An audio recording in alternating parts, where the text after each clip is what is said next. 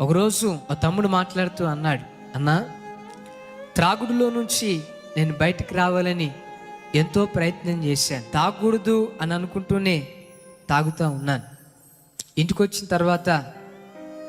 తర్వాత అమ్మ నాన్నతో చెప్పేవాను, అమ్మా ఇక ఇదే లాస్ట్, మరలా పొరపాటున తాగుడు వైపు వెళ్ళను, ఇదే లాస్ట్ అని చెప్పేవాడిని. నేను ఎప్పుడెప్పుడైతే లాస్ట్ అని చెప్పానో మరలా అప్పుడే ఫస్ట్ లాగా ప్రారంభించేవాడిని అన్న. అసలు తాగుడు మానేవాడిని కాదు. మా అమ్మ నాన్న ప్రతిరోజు ఏడ్చేవాళ్ళు, రే నీ వయసు ఎంత, 25 సంవత్సరాలు కూడా నిండలేదురా, ఈ వయసులో నువ్వు తాగితే నీ జీవితం ఏమైపోతుంది, నీ ఆరోగ్య పరిస్థితి ఏమైపోతుంది. మా అమ్మ నాన్నలు ఏడ్చినా వాళ్ళ ఏడ్పు నన్ను మారలేదు, వాళ్ళ ఏడ్పు నన్ను మార్చలేదు. నేను ఎన్నోసార్లు అనుకున్నాను, ఇకొద్దు మా అమ్మ నాన్నలకు బాధ కలుగు చేయొద్దు, మా అమ్మ నాన్నలకు ఏడుపు తెప్పించొద్దు అని నేను ఎన్నోసార్లు అనుకున్నాను, కానీ కుదరలేదని.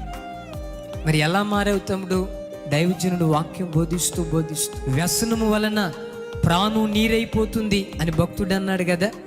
ఏ వ్యసనమైనా, అది త్రాగుడనే వ్యసనమైనా, పాపం అనే వ్యసనమైనా, దొంగతనం అనే వ్యసనమైనా, సెల్ ఫోన్లో అశ్లీలమైన వాటిని చూసే వ్యసనమైనా, లేకపోతే సినిమాలనే వ్యసనమైనా, సీరియల్ అనే వ్యసనమైనా, ఒక మనుషుడు ఏ వ్యసనంలో ఉన్నా ఆ వ్యసనం ఆ మనుషుడి జీవితాన్ని నీరుగారుస్తుంది అని చెప్పి దైవజనుడు వాక్యం చెప్తా ఉన్నాడన్నా.